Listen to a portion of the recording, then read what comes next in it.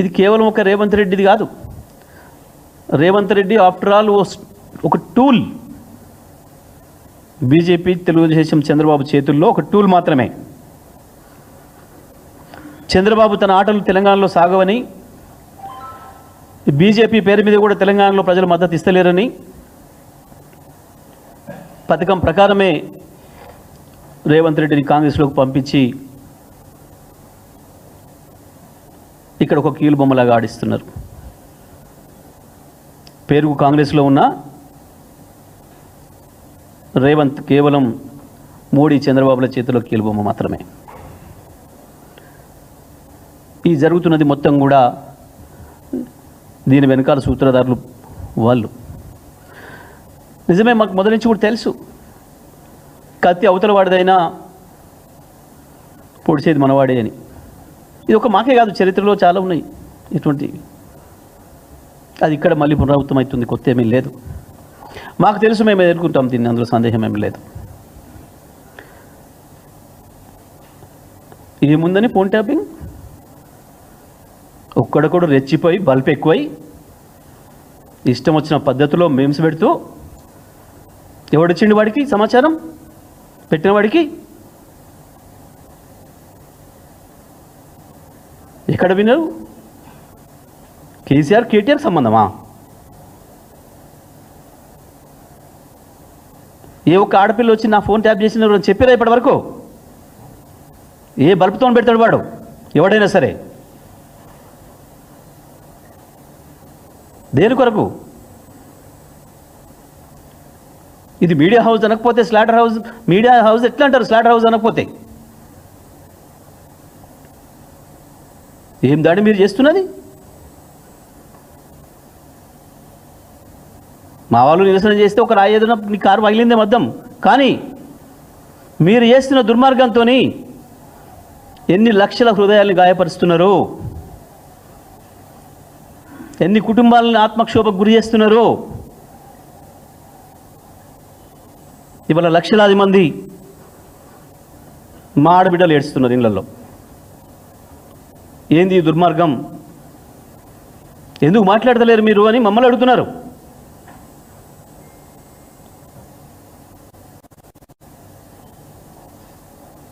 రాజకీయ పార్టీలుగా మేము ఆరోపణలు చేసుకోవచ్చు,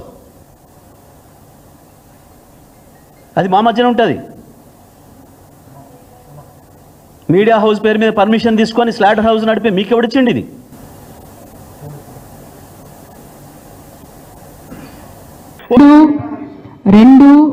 రెండు ఒక లిల్లీపుట్ నాయకుడు, నల్గొండలో బీఆర్ఎస్ పార్టీని నాశనం చేసిన ఒక లిల్లీపుట్ నాయకుడు ఆమెవరు ఈమెవరు అని మా గురించి మాట్లాడుతూ ఉన్నారంటే మరి ఆయనకు ప్రోత్సాహం ఇస్తున్నది ఎవరో కూడా ప్రజలు ఆలోచించుకోవాలి. ఇవాళ నల్గొండ జిల్లాలో ఒక సీటు కూడా రాలే. ఆయన సీటు సావు తప్పి కన్నులొట్టవేని చందంగా చివరి నిమిషంలో అనుకోకుండా గెలిచినటువంటి సీటు. ఎన్నడూ ప్రజా ఉద్యమాలు చేయలే. కేసీఆర్ గారు లేకపోతే మరి నువ్వెవరు? అది కూడా ఆలోచించుకోవాలి కదా. కేసీఆర్ గారు లేకపోతే బీఆర్ఎస్ పార్టీలో ఉన్న ఏ నాయకుడైనా ఎవరు? ప్రజలకు మనందరినీ పరిచయం చేసింది కేసీఆర్ గారే కదా. మనలో మనం కన్ఫ్యూజన్ ఉన్నప్పుడు ఇష్టం వచ్చినట్టు మాట్లాడుకోవచ్చా? ఈ లిల్లీపుట్ నాయకుడు మాట్లాడంగానే ఇంకో చిన్న పిల్లగాడు నిన్నగాక మొన్న మా పార్టీలోకి వచ్చిన వాళ్ళు కూడా ఎటువడతట్టు మాట్లాడు. అసలు ఎవరు మీరు? మీకు తెలంగాణ ఉద్యమంతో సంబంధం ఏంది? బీఆర్ఎస్ అధికారంలోకి వచ్చినాక బీఆర్ఎస్లోకి వచ్చి పదవులు పొంది ఉల్టా నా మీదనే మాట్లాడతారా మీరు? మేము ఉద్యమం చేసిందే మీ మీద కదా. చిన్న పిల్లగానిలా ఉండు బాబు, నువ్వు పెద్దవాళ్ళ విషయాల్లో తలదూర్చకు, తెలియని విషయాల్లో అసలే తలదూర్చకు. నీ వెనకాల చాలా మంది ఉన్నారు అని అనుకుంటున్నావేమో, వాళ్ళ సంగతి కూడా ప్రజలకు వస్తుంది, తెలుస్తుంది, ఎప్పుడో ఒకసారి అన్నీ బయటపడతాయి. ఒక ఆవేదనతో చెప్తున్నా, నేను ఉట్టిగా చెప్తలేను. రాజకీయం చేయొచ్చు కానీ ఇంత నీచంగా ఒక ఇంటి ఆడబిడ్డ మీద ఇటువంటి మాటలు మీరే అనిపించి స్పందించకుండా ఉంటారా? తెలంగాణ ప్రజలు ఊరుకోరు, నేను చెప్తున్నా.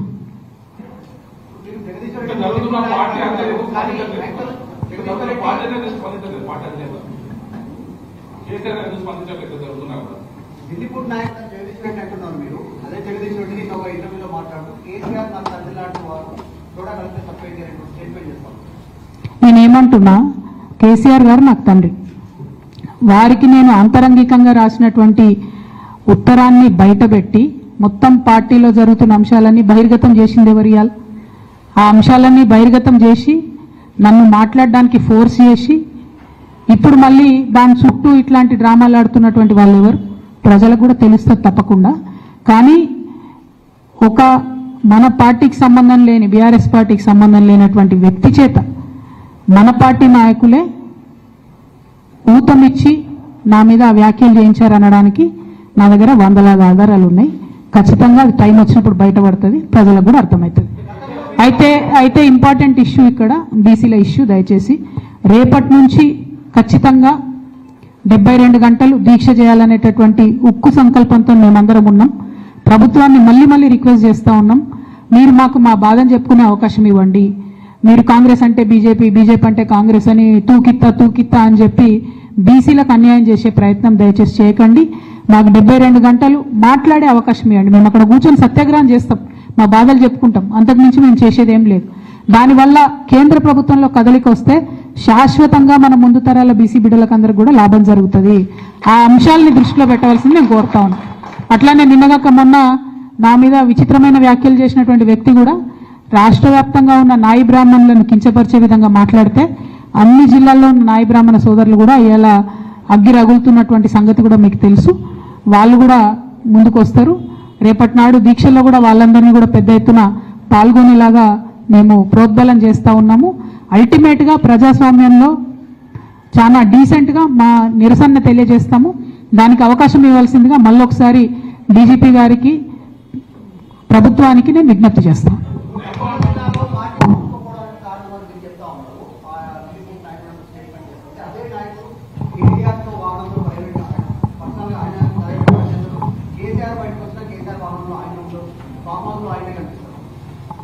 నేనేమంటున్నా అంటే ఆ లిల్లిపుట్ నాయకుడి గురించి మాట్లాడితే చాలా ఎక్కువ ఆయన గురించి ప్రజలకు తెలియజెప్పాలి కాబట్టి మాట్లాడినా, ఇక అంతకు మించి అవసరం లేదు. ఆ విషయంలో టైంకి ఖచ్చితంగా పార్టీ అధిష్టానం స్పందిస్తుందని చెప్పి నేను భావిస్తున్నాను. Thank you. Exactly, thank you. CM Ramesh గారు ఎందుకు మాట్లాడారో నాకు తెలియదు. సీఎం రమేష్ గారిని మాట్లాడించడానికే ఈ లేఖ లీక్ చేసిందేమో కూడా నాకు తెలియదు. ఇవన్నీ కంబైన్డ్ అయి ఉండొచ్చు.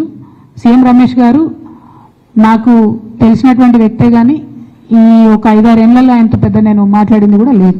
సో ఆయనంతటా ఆయన బయటకు వచ్చి చెప్పిండు అని అంటే దీనికి నా లెటర్ లీక్ అవ్వడానికి వెనుక కూడా ఏదో అవినాభావ సంబంధం ఉందని నేను భావించే పరిస్థితి వస్తుంది. నా దగ్గర ప్రత్యక్షంగా సమాచారం లేదు ఆ విషయంలో. కాకపోతే ఆయన మాట్లాడడానికి ఆధారం ఆ లేఖలోంచి తీసుకున్నారు కాబట్టి ఈ లింక్ ఏదో ఉంది అని చెప్పి నేను భావిస్తున్నాను. Thank you. కోర్టుకు ఆల్రెడీ పోయినాం బ్రదర్. 1, 2 నాతో పాటు ఇంకా కొంతమంది నాయకులందరూ కూడా చేస్తామని చెప్పారు. ఆ జాబితా అంతా కూడా మేము సాయంత్రం లోపల రిలీజ్ చేస్తాము. దాంతోపాటు ఒకవేళ కోర్టు పర్మిషన్ ఇవ్వకపోతే, ప్రభుత్వం పర్మిషన్ ఇవ్వకపోతే నన్ను ఎక్కడ ఉంచితే అక్కడ, అవసరమైతే ఇక్కడనే కూర్చొనైనా దీక్ష కంటిన్యూ చేస్తా. అందులో అనుమానం లేదు. ఎందుకంటే 72 గంటలు 112 కులాల వాయిస్ వినిపించాలనేటటువంటిది ప్రధానమైనటువంటి ఎజెండా కాబట్టి ఖచ్చితంగా ఆ వాయిస్ వినిపించడానికి ఎక్కడ అవకాశం దొరికితే అక్కడ నేను వినిపించడం జరుగుతుంది.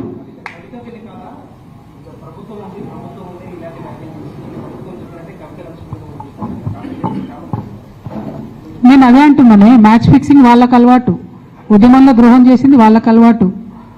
మేము ఉద్యమాలు చేసి బతుకమ్మలు ఎత్తుకొని పోతుంటే ఆనాడు మమ్మల్ని బంధించింది వాళ్ళు.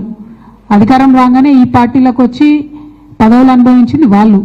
ఇవాళ వాళ్ళు తిరిగి వేరేది చూపించి మాలాంటి వాళ్ళ మీద మాట్లాడుతున్నారంటే నిజంగా కూడా ఇలా బాధపడుతున్న తెలంగాణ ఉద్యమకారులు ఎవరి వల్ల బాధపడుతున్నారు? ఈ సొంటలకు పదవులు ఇచ్చడం వల్లనే బాధపడుతున్నారు. కాబట్టి నేను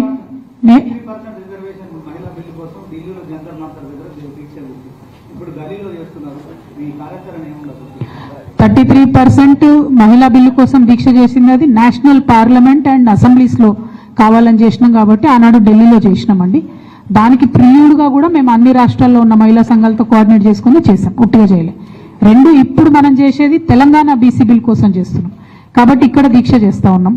ఆనాడు తెలంగాణ అసెంబ్లీలో అంబేద్కర్ విగ్రహం కావాలంటే కూడా ఇక్కడనే చేసినాం. సో అందుకే తెలంగాణ బీసీ బిల్ కోసం హైదరాబాద్ కేంద్రంగా ఇందిరా పార్క్లోనే అడుగుతా ఉన్నాం పర్మిషన్. అందరికీ అందుబాటులో ఉండేటటువంటి ప్లేస్ ఒకటి, అందరు గుర్తుపట్టేటటువంటి ప్లేస్ కాబట్టి అక్కడే చేద్దామని అనుకుంటా ఉన్నాం. అందుకే ప్రభుత్వాన్ని కోరుతా ఉన్నాం పర్మిషన్. ఒకటేనండి, ఇదివరకు కూడా కాంగ్రెస్ నాయకులు ఈ నాటకం ఆడి ఉన్నారు. సో రెండోసారి నాటకాన్ని ప్రజలు నమ్మరు. ఒకటి. రెండు, మీరు కాంగ్రెస్ వాళ్ళందరూ అక్కడికి పోతే, లాస్ట్ టైం అయితే కనీసం రాహుల్ గాంధీ గారు రాను కూడా రాలేదు. ఈసారి అన్నా కనీసం ఆయన వస్తాడా రాదా చెప్పండి. ఆయన రాకపోతే అసలు మరి ఆయన బీసీలను, తెలంగాణ బీసీలను అవమానించినట్టుగానే భావించాల్సి వస్తుంది. మూడో అంశం, మీరు వెళ్తే, ముఖ్యమంత్రి హోదాలో మీరు వెళ్తే, మీరు మీ పెద్ద నాయకులు పార్లమెంట్లో మాట్లాడాలి. ఇంతవరకు ఒక్క గాంధీ కూడా, రాహుల్ గాంధీ గారు కానీ, ప్రియాంక గాంధీ గారు, సోనియా గాంధీ గారు, ఒక్క గాంధీ కూడా పార్లమెంట్లో తెలంగాణ బీసీల గురించి మాట్లాడలేదు. ఎందుకు కాంగ్రెస్ పార్టీ సోనియా గాంధీ గారు అడిగితే ప్రెసిడెంట్ ఆఫ్ ఇండియా అపాయింట్మెంట్ ఇవ్వరా అండి? ఎందుకు అడుగుతలేదు కాంగ్రెస్ పార్టీ? మల్లికార్జున ఖర్గే గారు అడిగితే ఇవ్వరా అపాయింట్మెంట్? ప్రెసిడెంట్ గారిని మీరు అపాయింట్మెంట్ అడిగి వారిని ఒత్తిడి చేయండి. బిల్లు మీ దగ్గర పెండింగ్ ఉంది, మీకు ఇచ్చి 4 నెలలు అయిందని వారిని ఒత్తిడి చేయండి.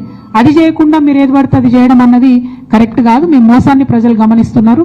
కాబట్టి ఇద్దరు జాతీయ పార్టీల మోసాన్ని ఎండగట్టడానికి తెలంగాణ బీసీల తరఫున అనేక మంది తెలంగాణ బీసీ మేధావుల సలహా మేరకు, అనేక మంది న్యాయ నిపుణుల సలహా మేరకు, అనేక మంది ప్రజా సంఘాల వాళ్ళ సలహా మేరకు, కుల సంఘాల వాళ్ళ సలహా మేరకే ఈ దీక్షను చేపట్టడం జరిగింది. వారందరి మద్దతుతో కూడా దిగ్విజయంగా ఈ దీక్షను పూర్తి చేస్తామని కోరుతున్నాం. Thank you. జై తెలంగాణ, జై బీసీ, జై తెలంగాణ.